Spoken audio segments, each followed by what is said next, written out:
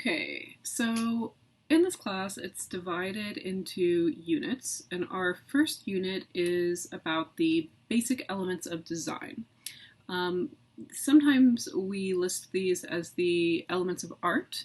The difference between those two is that when we're talking about the elements of design, we get one extra element, and that is the first one that we're going to talk about, which is point or dot.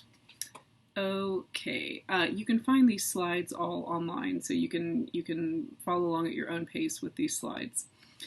Okie dokie. So this is, as I said, the first lecture in our first unit, which is about the basic elements of design, and those elements are point, line, shape, value, texture, and color. Color gets its own unit because it's very extensive, and because I'm a painter. But basically, in this first unit, we're going to talk about the other elements, each on their own, and you'll have a visual vocabulary study that helps you kind of decipher them with a little exercise, basically. Okay, so in these lectures, you'll have a slide like this, and I don't read to you. I know that you can read. You're all very smart. You're in college, so you can go back and read these on your own time. I will tell you that anytime you see a bolded word with what looks like a definition on a page like this in the slides that go with the lecture, that means that is a vocabulary word, which means that it could pop up on a vocabulary quiz later in the semester. So it's a good idea to be familiar with those terms. Okay, so a point is a basic mark, like a dot, like a pixel, like a single brushstroke. Okay, it's basically the most basic thing that we as people who create visual works of art and design utilize in our practices. When it comes to working with the elements of design, we have two basic classes of thing to work with. The first is positive forms. The second is negative space. Okay? The most basic positive form that we can use is the abstract point. This is what we think of as a dot. Points or dots can be built up so that they become lines, which we'll talk about next. That's the next element of design.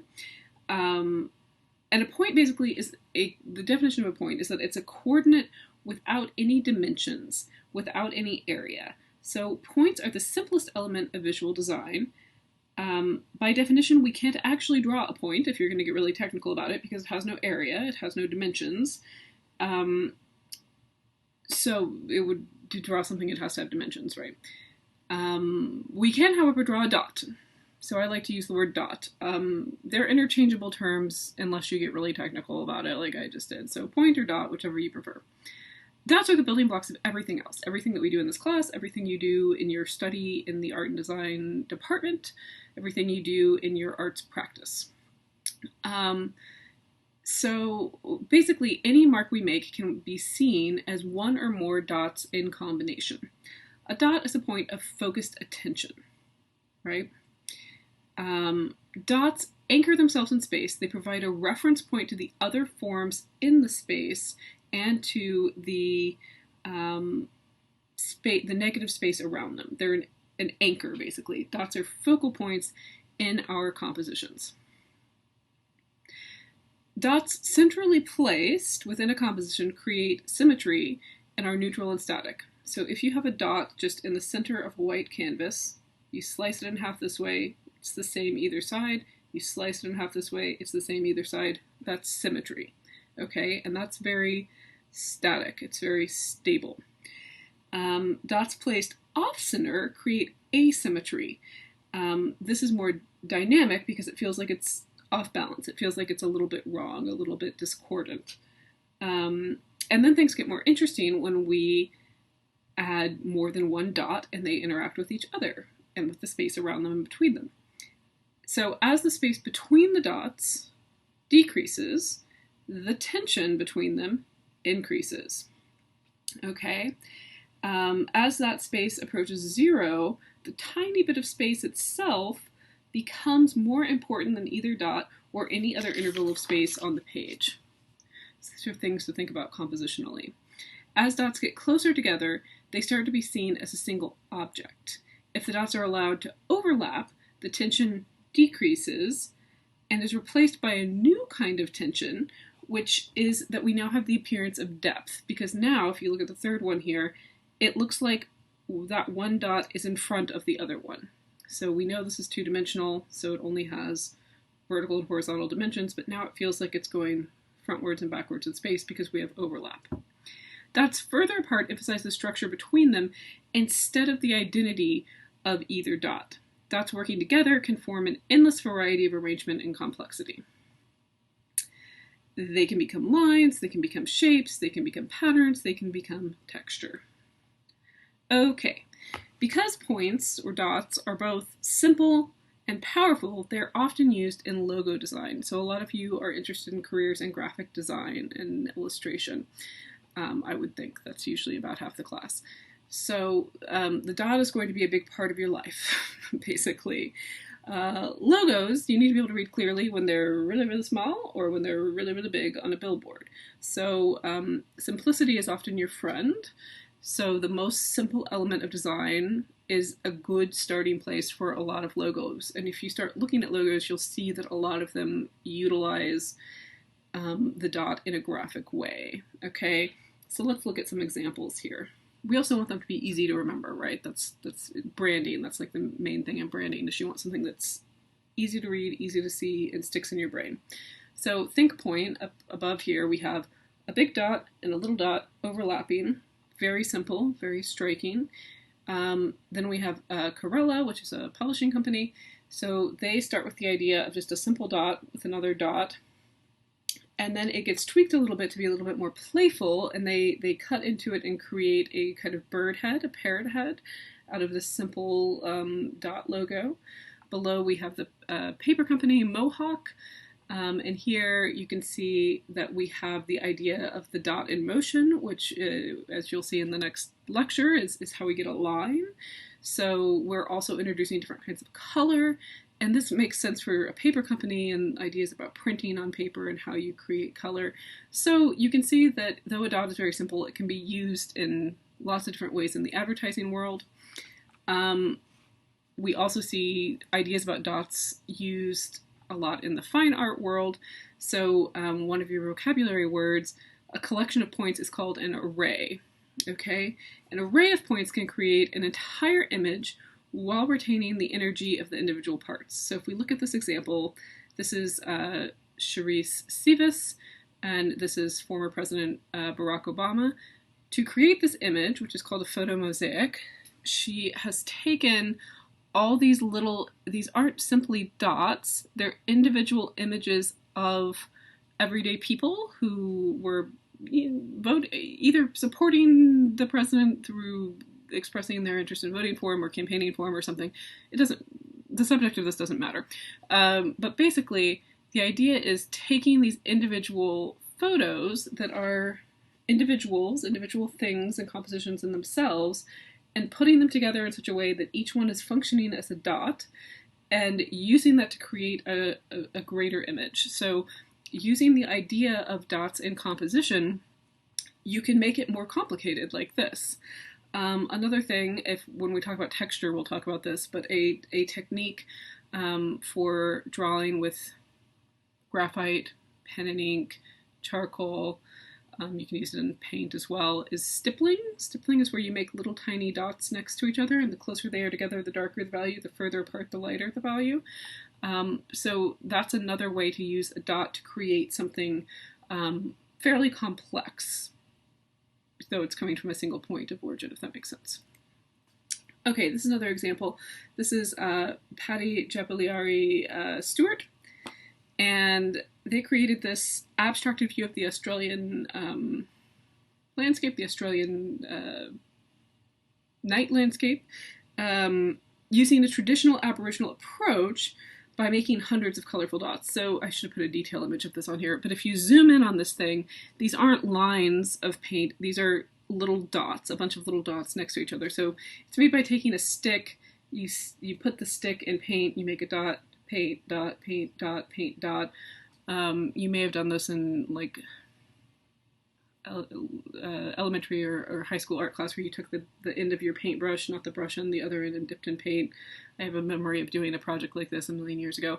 Anyway, so it's this traditional methodology that uses the individual dots as the point of expression, as the mark-making entity. This is a technique that the Aboriginal people call dreaming, and it is a unique part of their culture in that each point, each dot, is supposed to represent an ancestor from their community. So the idea is that all of the ancestors and their energy and their life force comes together into each composition to create a compositional whole, but it's all made out of little individual dots.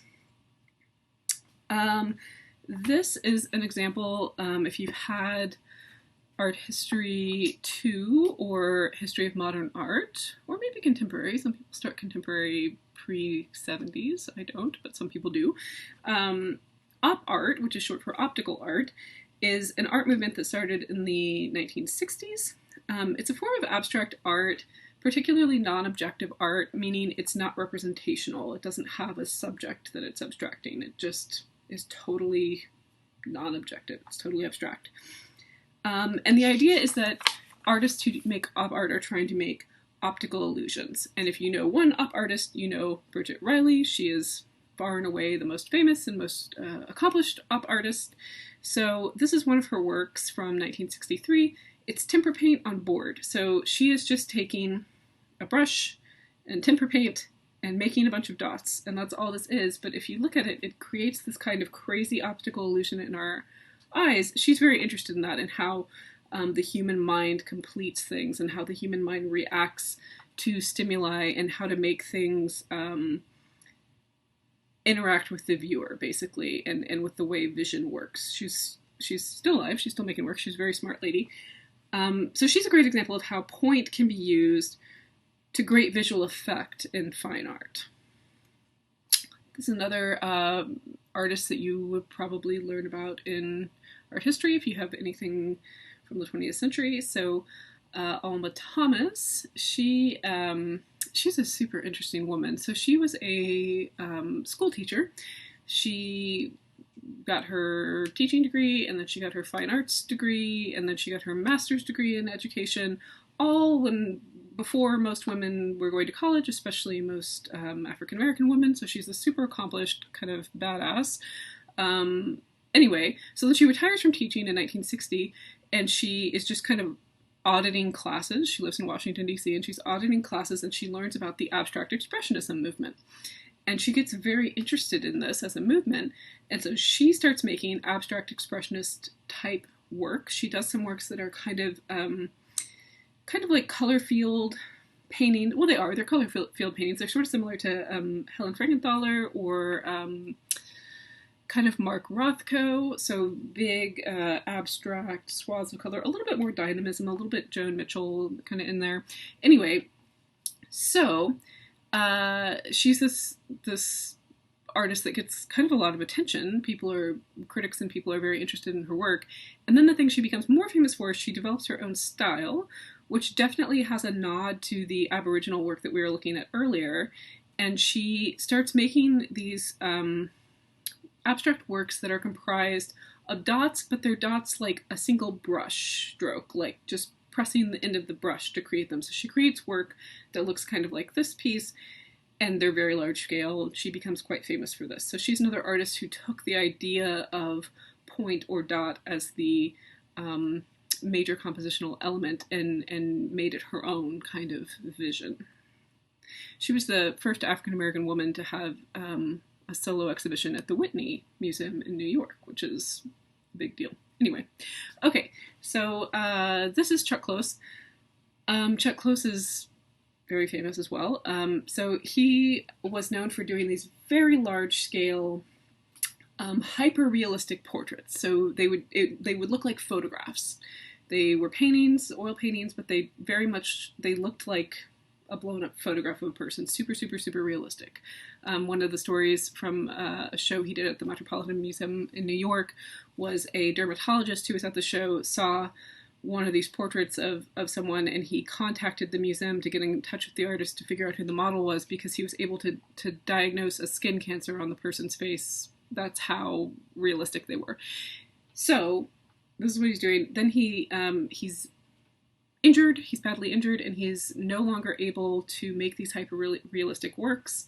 So he devises this special thing in his studio where he moves the paintings up and down and at different angles so he can access them from he's in a wheelchair, from his wheelchair, and then he uses braces on his hands. And what he does is he looks at the image he wants to create, and he makes a grid and kind of breaks the thing down into pixels, and then within each of those grid fields he puts in dots or kind of organic orb-like shapes in each of the grid areas to reproduce the images. So they're no longer hyper-realistic, but he's kind of utilizing this idea of pixelation, this idea of the individual components and dots, to create something I think much more fabulous than his hyper-realistic works. I think hyper-realism is extremely boring. But anyway, so he starts creating works that look like this, using this idea of the dot and breaking down to the individual pixel and dot as a compositional technique. So this is a self-portrait that he did. Okay, next we will talk about line.